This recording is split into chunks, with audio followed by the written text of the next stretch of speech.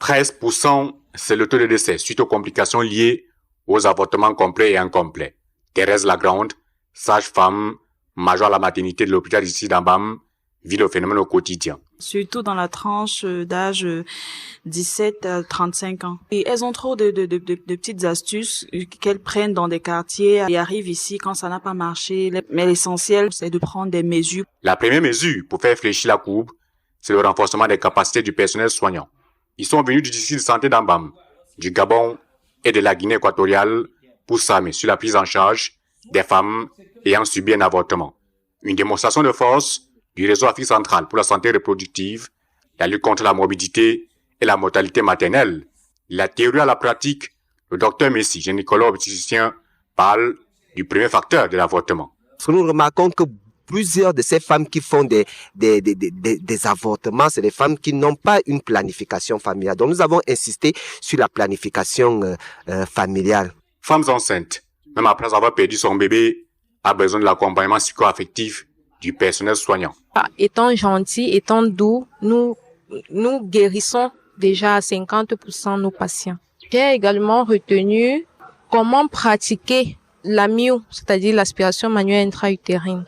La prise en charge des complications liées à l'avortement est une question de santé publique. L'ONG Yola Canaan s'est donné pour défi de lutter contre la mortalité maternelle. Le personnel de santé doit avoir la capacité de gérer ce genre de situation et même moralement pour permettre aux femmes d'éviter de prendre un certain nombre de risques. Le conseil que je donnerais à l'endroit des jeunes filles, c'est de toujours se rapprocher des structures sanitaires pour la meilleure prise en charge de cette situation.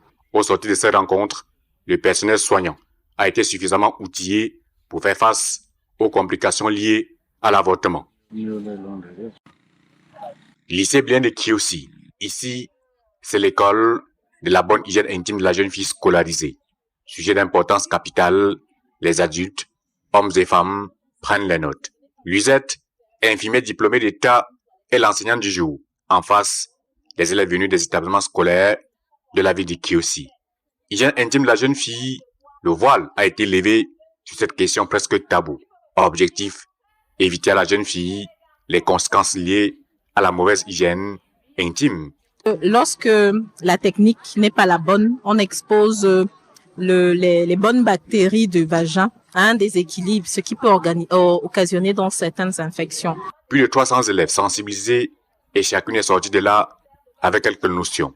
Clean white towel, a pair of scissors, clean water and we need to wash our hands. Pour la toilette intime, il faut la volonté, il faut l'eau, il faut la serviette, une serviette propre, un mouchoir jetable propre.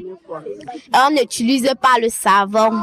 Bonne hygiène intime de la jeune fille, une initiative du réseau d'Afrique centrale pour la santé reproductive des femmes et l'ONG Yola Canaan. Je peux dire que les changements, parce que il n'y a pas, il n'y a pas une rubrique qui se fait en ligne droite. C'est des petits changements, des petits bouts de changement. Et ce que je peux dire, parce que si on part du début de GCG, nous avons fait un pas de géant. Et je pense que les premières années, l'argent qu'on a pu obtenir de Mama Cash ou de WPF et autres, ça nous a permis d'essayer un peu de déblayer le terrain, de préparer le terrain. Et ensuite, à chaque fois qu'on a obtenu de l'argent, ça nous a permis de faire un petit pas en avant. Et on peut dire que ces dernières années, avec l'appui d'Amplify Change, nous avons mis un peu l'accent non seulement sur les formations par rapport à l'aspiration manuelle intra-utérine, mais aussi sur l'éducation à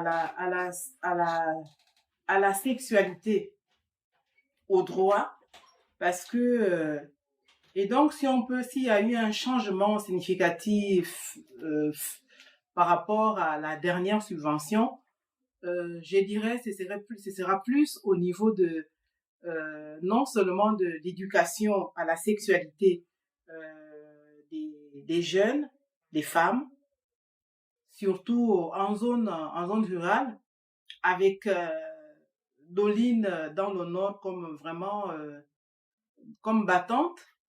Et on sait plus, au niveau de cette éducation-là, je pourrais dire qu'on s'est plus focalisé dans le nord du Gabon et dans la ville de Kiossi, donc au sud du Cameroun. Donc, Bitam, Meyokie et Kiossi, parce que dans ces zones-là, il y a vraiment beaucoup de grossesses précoces. Et puis, il y a certaines techniques qui se transmettent disons, de génération en génération, notamment au niveau de l'hygiène des femmes. Donc, il y a certaines techniques qui peuvent être un frein ou qui peuvent qui peuvent être à l'origine de certaines maladies. Et donc, c'est tout ça là, sur ces choses-là, qu'on essaie d'apporter un plus, de montrer ce qui est bien et ce qui n'est pas bien, et d'apporter aussi à ces jeunes femmes-là la possibilité de se positionner, de se considérer en tant qu'être humain, en tant que personne ayant quelque chose à dire.